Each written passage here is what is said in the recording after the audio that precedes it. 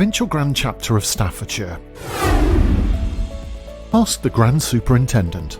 Hello and welcome to this month's edition of Ask the Grand Superintendent. This animated podcast invites you to ask questions of the Grand Superintendent for the Provincial Grand Chapter of Staffordshire. Welcome to the studio, most excellent Grand Superintendent. And welcome to all of you to my first Q&A podcast where I'll endeavour to answer your question. Okay, let's move to our first questions. These two are quite similar, so maybe you'd like to answer them together. The first one is, given that many Master Masons are progressing in craft Freemasonry, is there a good time or a sweet spot in which one should join the Royal Arch? And secondly, people know that they have to be a Master Mason to join the Royal Arch. Do they also have to have been a Master of a craft lodge before they can join? Well, the most important factor is that joining the Royal Arch has to be when you're ready. You don't need to wait until you're a past master, but some do. Only you know when the time's right. You should have received a joint congratulatory letter from the Provincial Grand Master and myself when you received your Grand Lodge certificate. The letter very clearly reinforces this message. We have craft members joining us, ranging from those holding junior offices in lodge right through to those joining as past masters. You're very welcome to join a chapter and decide that you won't progress for a while, for any reason. This gives you the opportunity to sit back, listen and learn, and most importantly, whilst also sharing the companionship of those around you. You may of course decide to join and not take a progressive office in your chapter at all. I can assure you that there is still a place for you and other opportunities for you to contribute and support your chosen chapter. Thank you very much, that was most helpful. We've had another two questions in, which again are similar, so you may want to answer them together. One brother asks, is there much learning to do in chapter? And a second writes and says, I would like to complete my Masonic knowledge, but I have heard that there is a very large part to learn in the Royal Arch, and I am not the best ritualist.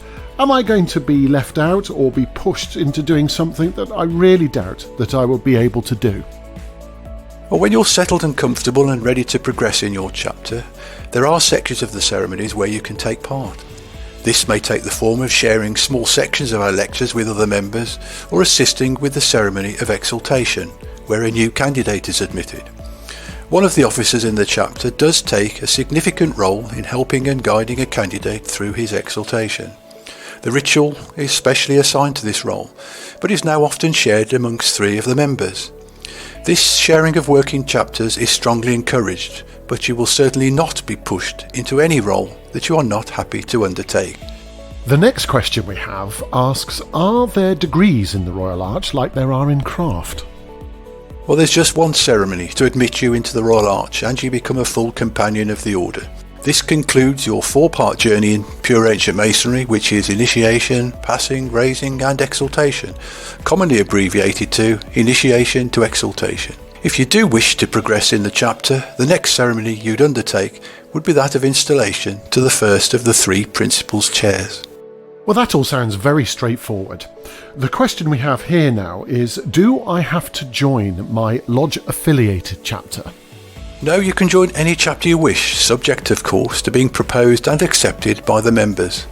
In fact, there is some merit in seeking a chapter at a different Masonic centre, particularly if you want to more widely extend your Masonic friendships across the province. Last question for this month then, most excellent Grand Superintendent. The question is, what would you like to see more of in the province? Well, that's quite simple. More Royal Arch Masons. We do compare well as a province with others. Almost 40% of our craft members are also members of the Royal Arch. However, given our unique partnership and special relationship with the craft, this really should be much higher, of course.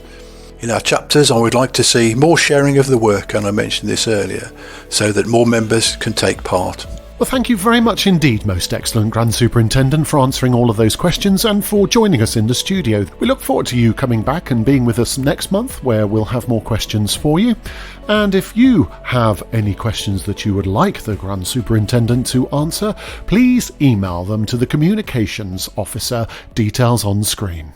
Staffordshire Royal Arch Masonry, simply completing your Masonic knowledge.